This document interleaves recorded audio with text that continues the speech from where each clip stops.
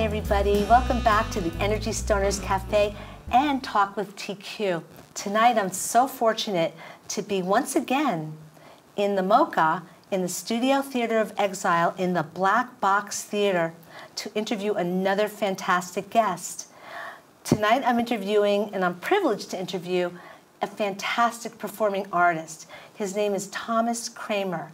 I think he calls himself Tom. So anyway, Tom is performing a one-man show. And the name of the show is called I Am My Own Mother. Tom, welcome to this show. Did I get that right? Close. I am my own wife. Oh, okay. I was talking about myself. I am my own mother. Tom, say, I am my own wife. Yes. Okay. And actually, this show is really perfect for the month that we're actually doing this because it is Pride Month. Absolutely. Okay. We could talk about that after, but we're going to just talk about you. All right. Now, tell me, this show, you just told me, is a one-man show. Yes. How did you get involved in acting, and what gave you the confidence to take on the stage all by yourself? I've always been interested in theater. The first show I did, I think I was in grammar school.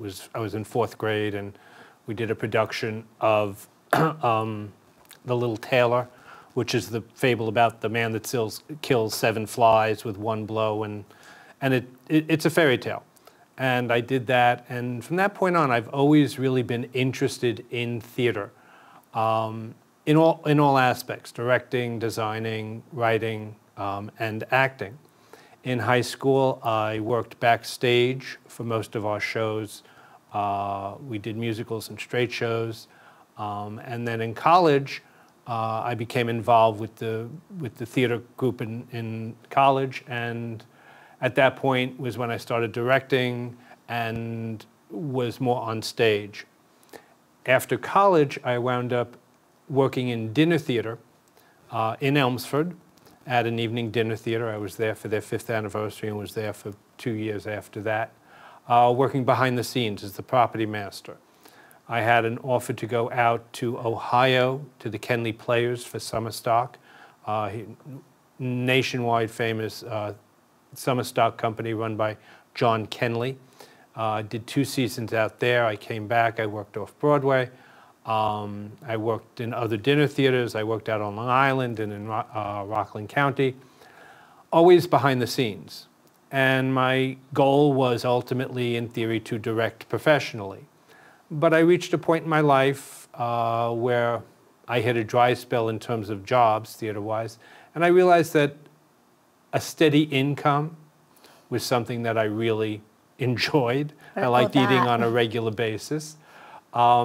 So I wound up getting a job for Westchester County government. I worked for them for 32 years.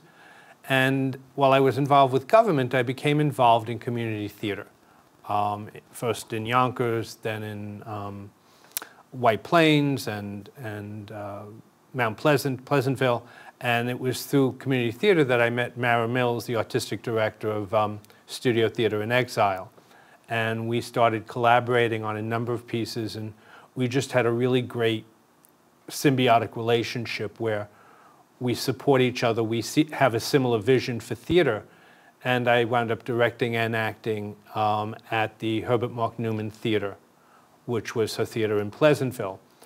And that theater closed, but we still maintain a very strong collaborative friendship. She's come up to Hudson Valley Mocha and is involved in the writing on the wall projects and creating dramatic art based upon the artwork on the walls and the artwork that's displayed up here. And so I've worked with her on that. And I guess 10, 12 years ago, an opportunity came up to do this production of I Am My Own Wife, which I had seen in 2004. It was originally produced on Broadway in 2004, and I fell in love with the production. I found the storytelling fascinating, I found the performances wonderful, and I found the subject matter great, you know, very impactful. And I decided that I really wanted to tell the story. I felt that this was an important story to tell. It was an important character to bring to life. So about 12 years ago, Mara and I talked about it, and we started working on it. We rehearsed it for a year and a half because of the nature of the piece. It's a one-man play. It's 37 characters, different accents, different speech patterns. I speak in German, and just doing the work necessary to create the character. And we actually performed it originally at Small Town Theater in Armonk. I guess about 10 years ago was when that happened. And since that time, we've always been looking for an opportunity to do it again. And Mara and I talked last year about wanting to bring this back for Pride this year, and how important it is in this environment to give voice to the LGBTQ community that is being marginalized at the very least and persecuted at the very worst in this country right now. So we decided, yes, we're going to bring Charolette back, and it's been a fabulous time exploring her again, reconnecting with Charolette and all the other characters in the piece, and bringing her to life at a time where I think what she has to say and who she is speaks even louder to where we are. So tell the audience who Charolette is. Charolette was a transsexual. They use the term transvestite. She was born in March of 1928. She came of age in Nazi Germany. And her birth name was Lothar Berfelder. She was born as a boy, but from the time she was 15, 16, she lived her life as a woman. She survived the Nazi reign, the Nazi regime, dressed as a woman, hair long, basically presenting the female energy that she always felt inside. And once the war ended, she created a museum in East Berlin called the Gründerzeit Museum. What does that mean? Can you translate? Gründerzeit is a period of German industrial design between 1890 and 1900, very specific period, and she would rescue furniture and pieces of houses and knickknacks and artifacts from that period and put it into this museum that she created against all odds and open it up in East Berlin during the communist rule of East Germany. And during that time, she ran the museum. She existed as Charolette Von Mahlsdorf, this place of safety for the artifacts of Germany. And once the wall fell, her dedication to preserving that period in German history and German design became known throughout the world. And she received notoriety. She received a Medal of Honor from the Ministry of Culture in Germany. She was on talk shows. There was a documentary film made about her called I Am My Own Woman. And she wrote an autobiography called I Am My Own Wife. And that basically, she lived her life authentically as herself, against the odds. The concept of surviving Nazi Germany as a transvestite or as a transsexual when they were rounding up homosexuals and putting them into concentration camps, and to survive the brutality of the East German government for the period, that 30-year period that existed from the 1940s to the, well, actually it's closer to 50 years, to the 1990s. Just her ability to survive these two regimes and to flourish and be authentically herself is what this story is about. Do you feel the fact that she did embody, I'll say, and also embody the energy of a woman, do you believe that that might have protected her from being destroyed by the Nazis? Because I understand that women were treated a little differently. I wasn't there, but I know that it happened. I think one of the things that occurred is she had such androgyny visually at the age of 15, 16, 17 during the Nazi reign that they weren't sure whether she was male or female. There are several instances in her biography and in the play where she is challenged about that, and she answers honestly. I think that back in the 1940s, in Nazi Germany, they had a lot bigger fish to fry than worrying about this little thin 16-year-old androgynous child walking through the streets. Yeah. But I think it was the authenticity that she felt in herself that allowed her to maintain who she was and to persevere through these incidents and become the character that she is. Doug Wright is the playwright, and he was introduced to Charlotte by one of his friends who worked in Germany at the time the Berlin Wall fell, and he met her and decided that he wanted to write a play about her. So he studied her life. They did over 500 hours of interviews on tape, and it took 10 years for him to take those interviews and structure them into a play that told her story with authenticity and love, with all of her character positives and negatives. You know, she's a flawed individual. She has a history of being a full individual. She was at one point a spy for the Stasi. She was an informer, but most people in East Germany at that time were informers. But what she created, who she was done on her own terms. And so Doug, who is another character in the play, it's mostly about Charlotte and Doug having these conversations about her history and about what went on. And the relationship that they develop is what overarches the entire piece. And she talks about the influences of her life. Her Tante Louisa, who was a woman who lived her life basically as a man, and she was a horse farmer in East Prussia, and so she talked about him. They talk about and so Tante Louisa is a character in the show.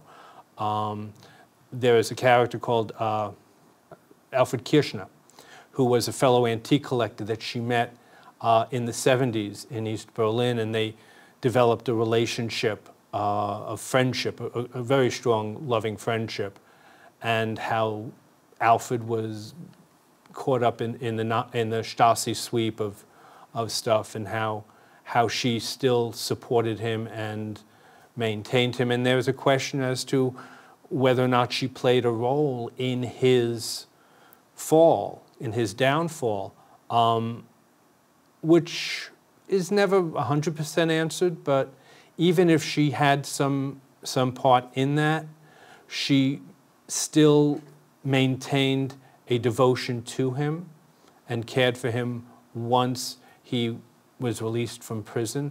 We see Alfred, we see the aunt, we see her father, who was a brutally abusive man who threatened to kill Charlotte and Charlotte's family.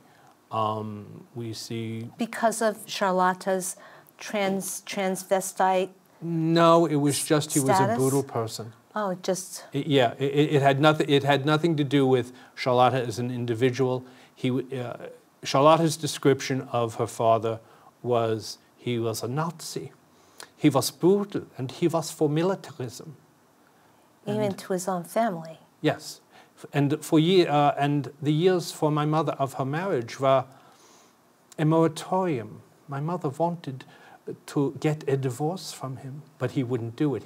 He was dictatorial and controlling, and ultimately, according to the biography and according to Charlotte's story in the play and the interviews, she killed her father to protect her family. Is that a fact? She did go to jail for it. I don't believe that there are a lot of records that exist from the time period, because that was in Berlin in 1945 at the end of the war. But she was sentenced to the youth prison in Tegel, where she served part of the time until the end of the war, and then the Russians came and she was able to be released. But she became the protector of the family, and she always embraced that role of protector, whether it be her family or her friends or the museum. Charlotte had a true passion for antiques and phonographs and gramophones and those artifacts that exist that tell our history, tell the history of humanity and tell the history of the German people, and the fact that they exist, that they were created, that people use them, that they, the tables and chairs, they wrote on them, they ate from them, they sat on them, that during the time of the Nazis, people tried to destroy them. During the communist period, people tried to destroy it. Society at times tries to kill those it does not understand or who do not conform. And she says these are living examples of that struggle. And that's what her story tells today, is the fact that we all have a history, and sometimes the history is very difficult, very hard, but we are documents of our survival. I like that, what you just said, documents of our survival. Yeah. Yeah, so she's like a heroine. Yes, yes. She has heroic aspects, but she's a flawed heroine. She had issues with family. She avoided the question of her Stasi involvement. The Stasi files contradicted each other, so we don't have a full factual understanding of how involved she was. The position she takes in the play and in her biography is that, yes, she will agree to become a Nazi informant or work with the Ministry of State Security, but she will do it on her own terms. That even though she is expected to do certain things, she will only do what she wants. The other thing she did is she created a community for homosexuals and lesbians in the basement of her museum, because after the Berlin Wall was built, gay life in Berlin, in East Berlin, was finished. There were no more bars. There were no, you couldn't meet except in public bathrooms. And she wound up buying the interior of an old gay pub and putting it in the basement of her museum. And on Sunday afternoon, she would open this pub to the gays and lesbians in East Berlin. Wow. And give them a place of safety to be themselves. She became an icon in that period. She created safe haven for gays and lesbians and transsexuals and transvestites and all those, as the play says, they talk about individuals who defy ready classification as man or woman, those that live in that space in between. Those are who she gave safety to, gave home to. Before she decided that she was Charlotte, before she actually just, I guess, made the external change, mm-hmm. was she recognized by her family as a man or a woman? Did they realize? Because I think these days parents realize, oh, my child's gay, and most parents will accept that because they don't really have, most parents, I don't know every parent, and I'm not a parent, but they will accept that. I'm wondering, I'm curious. There's a scene in the play about the first time she tries on girls' clothes and how all of a sudden she felt free. And it was in the house of her aunt in East Prussia, who had put all of her women's clothes in the closet in the attic because she dressed as a man. And Charlotte found them and put them on, and her aunt came in and saw her dressed as that. And she says to Charlotte, weißt du, mit den Hart in die Tür, sick einen Scherz erlaubt. Du hättest ein Mädchen werden müssen und ich ein Mann, which translates as, did you know nature dared to play a joke on us? You should have been born a girl and I should have been a man. Wow. And so it was Charlotte's aunt and her grand uncle who first recognized her unique persona. Her mother always understood Charlotte dressed as a man, as a woman, but always felt that it was a phase that Charlotte was going through. And she said, about the time Charlotte was 40, she said, Charlotte, you know, it's all very well to play dress up, but you are now a man. When will you marry? To which Charlotte replied, never, my dear Mutti. Ich bin meine eigene Frau. I am my own wife. Meaning she was a complete person without a partner. And that's the authenticity that she lived. And her family accepted that authenticity, even if they didn't understand it. She was true to herself. Yes. And that's the lesson of this play, that you must be true to yourself, you must be vocal about being true, and you must take a stand for those who are not able to be their authentic self and support them in whatever way you can. Now, I know that during the time when I grew up, which was basically in the 60s, 50s, 60s, 70s, I'll just share this. I was exposed to transsexuals, transvestites, because my grandmother was a hairdresser, and she had clients. I used to ask, as a little girl, I asked the question, why does Martha look like a man? She's got big arms and big feet, but yet she's got a girl's hairdo because you do her hair. Why does she look like that? And why is her voice so big? And why are her hands so big? And my grandmother, being a hairdresser and also very, I guess in her own way, liberal, she told me exactly. She said that Martha was born with two sets of sex organs. This is what she said. Okay. And her parents picked the wrong one because they wanted a girl, but she really was a boy. You know, okay. And that went on even, I guess, during Carlotta's life or maybe afterwards. Do you see differences now? I think that today the sexual intermediary is what we call those people that walk in that area between the two identities. The sexual intermediaries are more comfortable embracing themselves. They are becoming more visible and more outspoken, and there is much more support coming from the outside, the allies and everything else. There's a wonderful show on television called We're Here, which is for drag queens traveling throughout the US to these small places where the gay and the trans individuals, the gay, lesbian, trans individuals, are hiding because of fear. And they walk in and say, we're here to help you be yourself.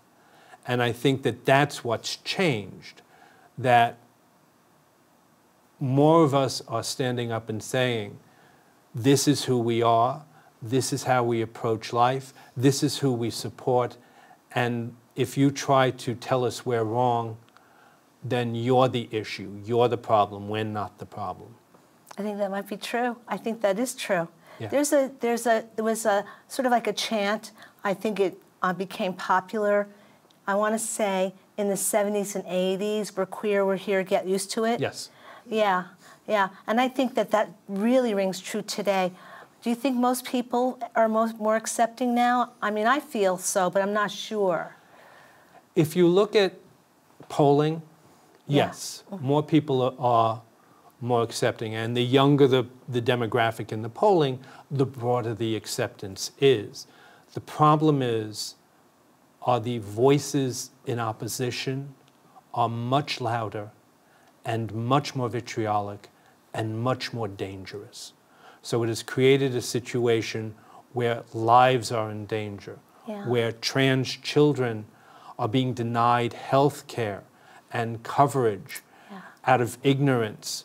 And for those that don't know, the suicide rate for trans children is exponentially larger than the suicide rate for regular children because of all the struggles that they're dealing with identity. And so we are fighting against specifically directed anger and specifically directed attacks on who we are. There's a movement to ban gay marriage again. If you look at all the legislation running around the South about women not being able to control their bodies. If you look at the broad base of polling data, most Americans believe a woman has a right to control her body. Gays have the right to marry. Trans people have the right to exist properly. It's the screaming loud voices that are so adamant and have such a vicious approach to this and such limited understanding as to what the reality is, that's what is making the challenge as difficult as it is. Well, I'll say from this interview that I feel Charlotte will be able to dilute a lot of the venom when people come to see this play. And it plays between what dates and what dates? Two things. One is it opens June 7th. It's 7th, 8th, 9th, 14th, 15th, 16th, 22nd, and 23rd. So it's Friday, Saturday, Sunday, Friday, Saturday, Sunday, Saturday, Sunday in June. In June. We are doing this in connection with Peekskill Pride. They are working together with us hand in hand to bring Charlotte to the stage at Studio Theater in Exile, and we are thrilled to be partnering with them. We're also reaching out to other Pride events, Putnam Pride and White Plains Pride, to bring them in and allow them to see the truth of who this person is. We're thrilled to be partnering, though, with Peekskill Pride. They have stepped up and are creating beautiful support and visuals and out there spreading the word that Charlotte existed and that she still lives. Cannot deny it. Cannot deny it. Cannot deny her existence. Cannot deny our existence as gays, lesbians, trans, queer, all of those LGBTQ plus terms. We are here. We are queer. Get used to it. Yes, that's very true. And thank you so much, Tom. You were very generous of your spirit. I appreciate that. Thank you so and much. I'm going to recommend to the audience that they definitely catch this play. I think that it's really important. And I'll say personally, life is life. Love is love. Come and see this play. I am my own wife. I am my own wife. Thank you so much, Tom. You're really good. My pleasure. Thank you for giving me the time to share my story and Charlotte's story and the important work that we're doing here. Yes. Thank you very much, everybody, for listening to this show. Thanks for coming back to listen to the Energy Stoners Cafe and to watch Talk with TQ. Thank you, Studio Theater in Exile and Mocha. And thank you very much. Be happy. Be nice. See you next time. Bye.